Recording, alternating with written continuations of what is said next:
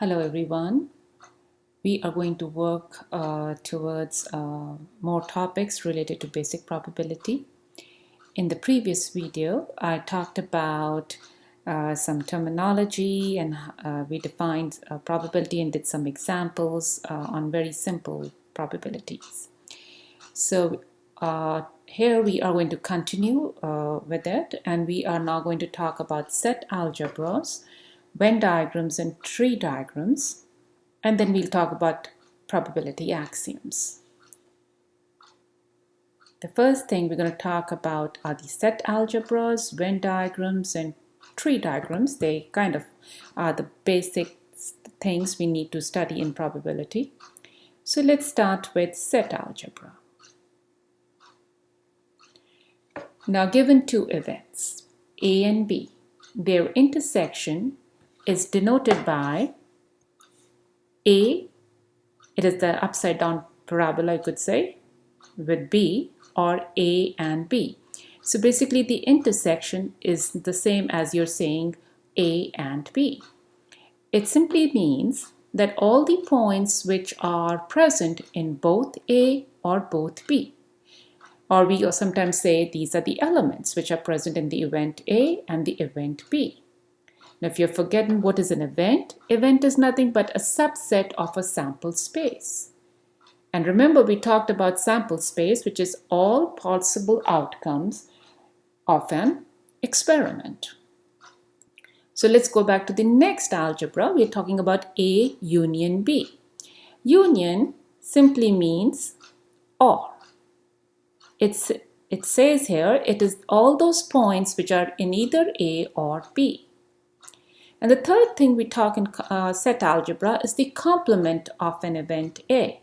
We denote it by A raised to the power C, or A dash of the event which consists of all the points not in A. So let's start with this very simple example. We have a set A, or it is an event you could say, which is a collection of elements which are -10, 3, 5, 11. And we have B, which consists of -1, 2, 5, 9, 11. Now remember, if you want to find A union B, it means all the points which are in either A or B. So over here, what would be the elements which will come over here in A union B? First, write down the elements which are from A, -10, 3, 5, and 11. And then go to the next set B here and write down the points which have not already been written here in the set. So we have -1, then 2. Now notice 5 was already present, so we don't repeat. That's important. In a set, we do not repeat the elements. Then we go ahead and write 9, and 11 is already there. So A union B is basically -10, 3, 5, 11, -1, 2, and 9. Now, A intersection B. A intersection B, as the definition says, the elements which are in both, this is very important guys, both A and B. So the elements which are in both A and B is what? So this is, okay, let me use another highlighter here. It is 5 and 11. Notice 5 and 11. This is present both in A and B. Okay, so what would be the elements for A intersection B? It would be 5 and 11. Now when it comes to A complement, it means all the points which are not in A. So how would we do these ones? The best thing to do these problems with is write down the sample space. Now, as we're not given the sample space, so by default what we do is we write down all the elements which are present in the events which are given to us.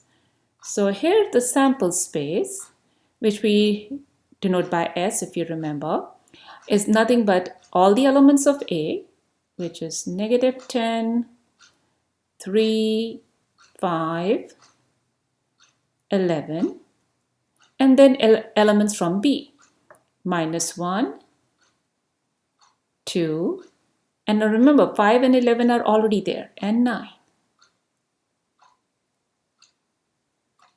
So notice sample space in this scenario is nothing but A union B. So if you want to find elements of A complement, they are nothing but the elements of B, not taking into account the common elements. Very important. We do not take into account the common elements, okay? So the elements of A complement would be what? -1, 2, and 9. Okay, let's do some more problems on set algebras. Now here we are already given a sample space, and we are given two sets again, A and B. So we would like to find A union B. Remember what is A union B? Means elements which are either in A or in B. And what we normally do to write these problems, first we start with A, just write down all the elements of A, 1, 2, 4. And then go ahead and look at elements of B. Now 4 is already present here. Do not repeat. What's the next element? 12, 0, and 5. So A union B in this sense is 1, 2, 4, 12, 0, 5. Let's look at A complement. Now A complement, guys, remember, is elements which are not present in A. So A element has 1, 2, 4. And you have to look into the sample space. So 1, 2, 4 are already there. The elements which are left is 6, 12, 0, 5, -9. Let's write this down. 6, 12, 0, 5, -9. Now look, the last one is fine, asking A intersection B. Now let's look at A. A has 1, 2, 4. B has 4, 12, 0, 5.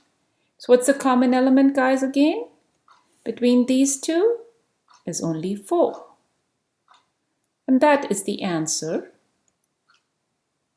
to your question. A intersection B is nothing but 4. Okay. Now let's look at a question which is given in a different form. We are given that a student is taking a pop quiz that has 2 questions. Now the questions can either be correct or it can be incorrect. So in this scenario,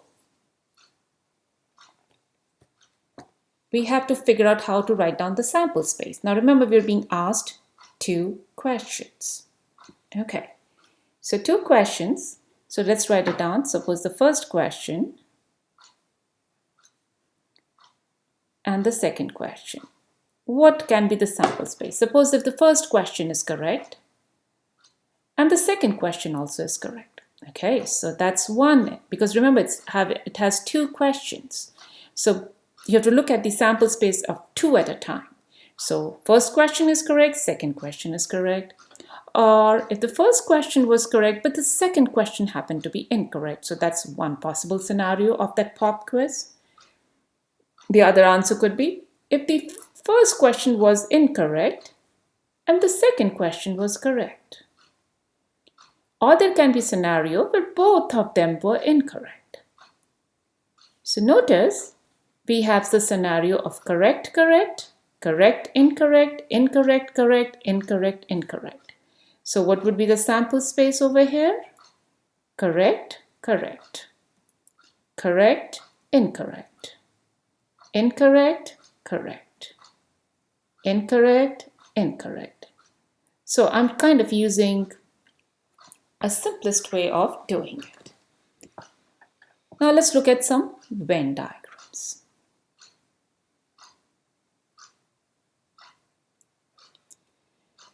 Keep in mind, Venn diagram is a graphical description of events in a sample space. Suppose we are looking at an event which is randomly chosen student in of an art major, and B is representing a student from business major. We would like to interpret and construct these Venn diagrams for the following events. A intersection B. Now, what we normally do is, suppose if we are given a Venn diagram, what we normally do is we create a square box and we write a square box represents a sample space. And then we go ahead and create circles. We can have circles or we can have triangles or squares, but just to be in a easy mode, just let's say one is A, one is B. Okay, let me just have them to be of different colors. Just let's do different colors. Okay, so A is blue here, just to keep, and say my, the business majors are green. So A intersection B. Remember, intersection means what's common. By Venn diagram, it is the part which is overlapping each other. So this one, guys, is A intersection B. Okay, let's look at A union B. So once again, we are going to create a sample space.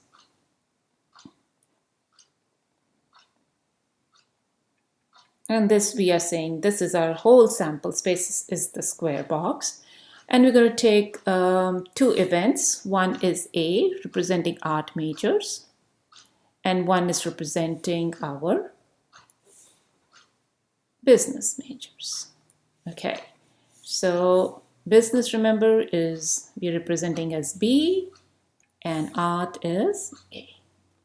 Now, what's A union B? Means students which are from A or B. So basically everything inside these two circles. Okay, let's go ahead and just draw some lines. That's it. You can just totally fully color it or just simply just draw the lines. Everything inside here. Now let's talk about, so this is our A union B. A complement.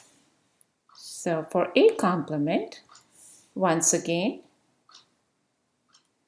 we are going to draw a square to show that this is a sample space. And then we will have our two,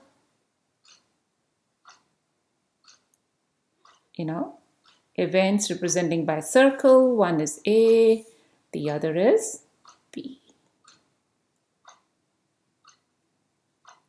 Now, A complement means everything which is not in A.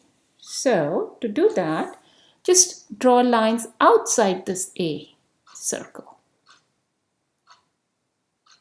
Remember, it will be elements which might be in B, but not in the common part, guys. Keep that in mind. Okay, so that's our A complement. To draw B complement, similarly the same thing, but we will be doing it on the other one. So let's go ahead and do the B complement here.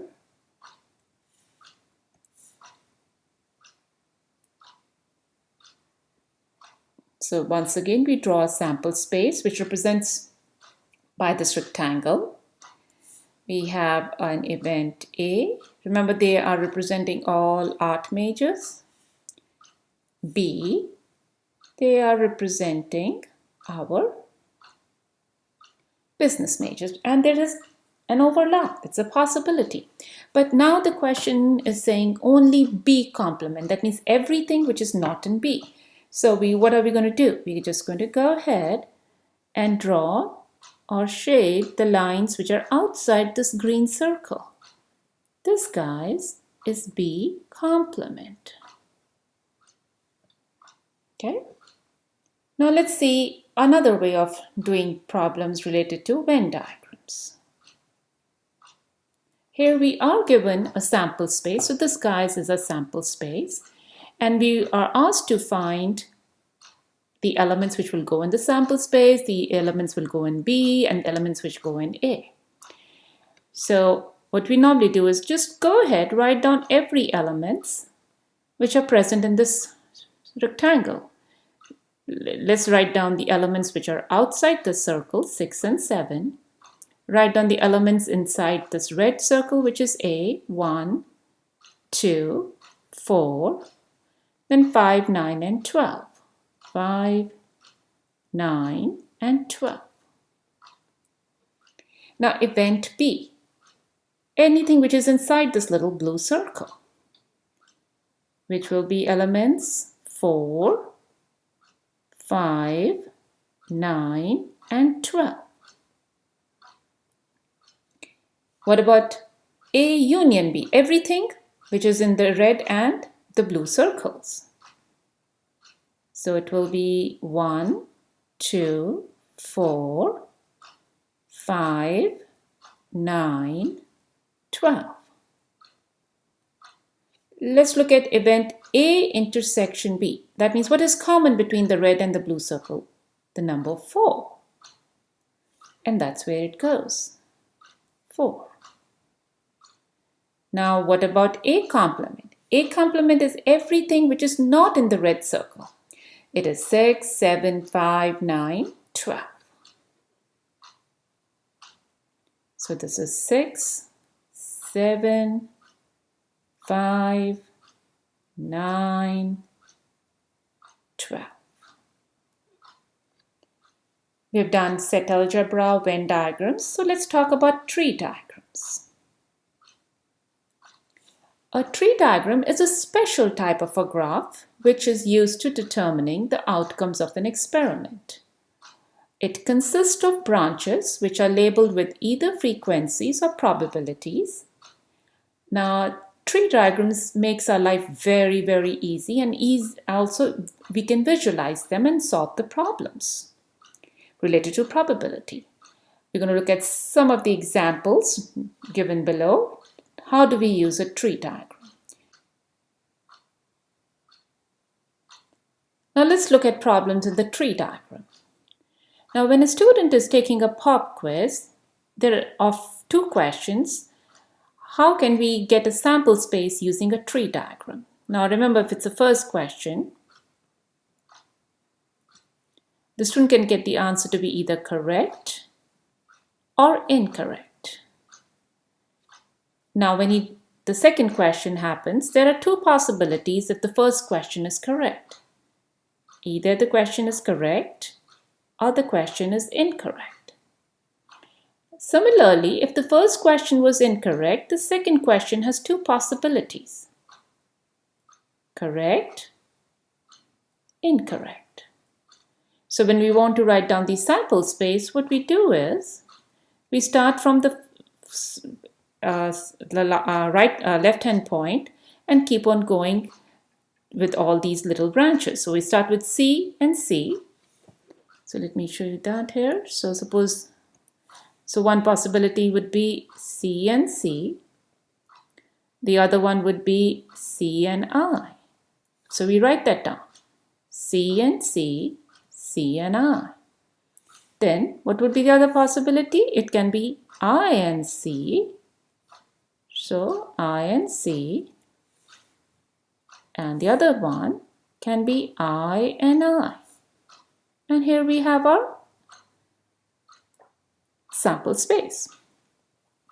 Now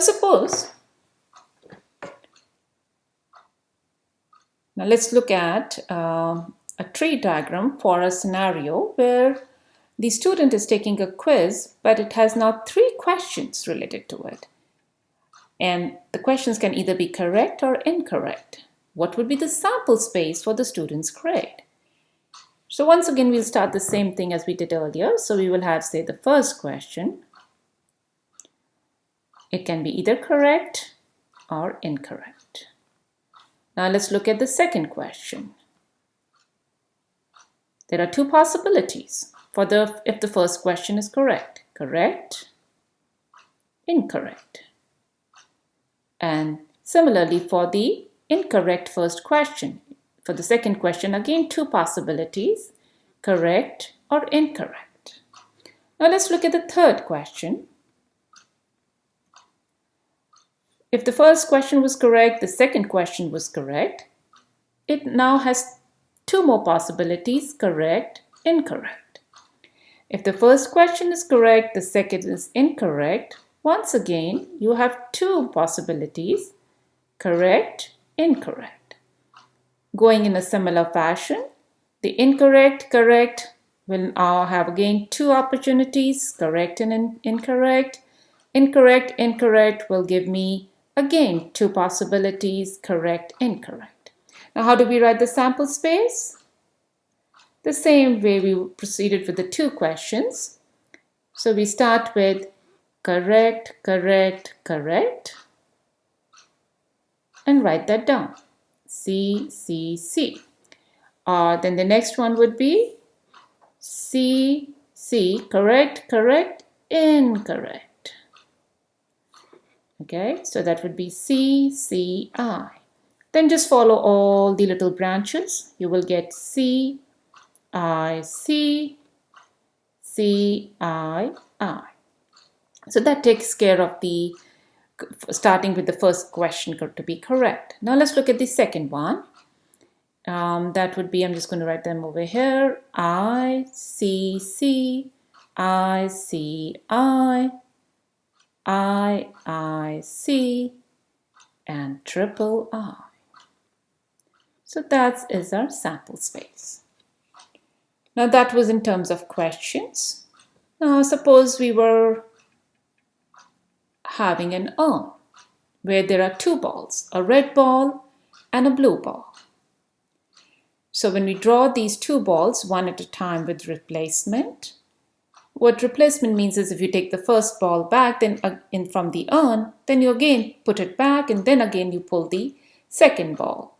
The tree diagram which we are creating is using frequencies. What would the following outcome? So suppose you take, this is the first ball. So if you take the first ball, what are the two possible scenarios, blue or a red? Now, if you have taken the first blue ball and you basically put it back, again you have two opportunities when you pick up the second ball. That is blue and red. Similarly, if the first ball was red, it will again have two opportunities, blue and red. So what were the four outcomes in this sample space? Blue, blue, blue, red, that's what we're writing here. Red, blue, that's this. Red, red. Now, the very last thing we'll do in this session of set algebras, we're going to talk about probability axioms. If you have a sample space, which we always denote by S, the probability axiom says the probability of any event is a number in the unit interval 0 to 1. So what that simply means, if you have an event E, then this whole line says probability of an event E is less than equal to 1 and greater than equal to 0. That's what this whole line means, guys. This is what this whole line means to us. Okay, the second says the probability of the sample space is always 1. Very important. Probability of the sample space, remember S is the sample space, is always 1. Now if you have an event E, so let's say, let me draw a Venn diagram for you. Suppose this is my sample space S and this is my event E.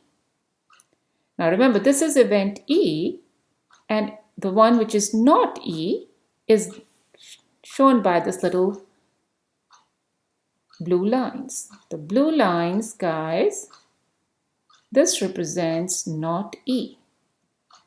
Notice the E, what is the sample space made of? Sample space is made up of E union E, not E, or complement, we say that. So let me just write this as what we have here. E union not E. Now, so probability of the sample space is 1. Notice here, as this means probability of E union not E, which we will do in our further sections, is nothing but probability of E plus probability of not E.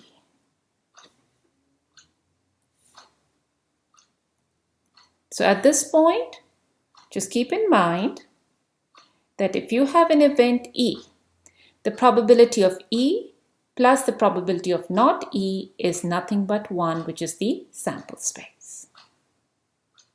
Thank you.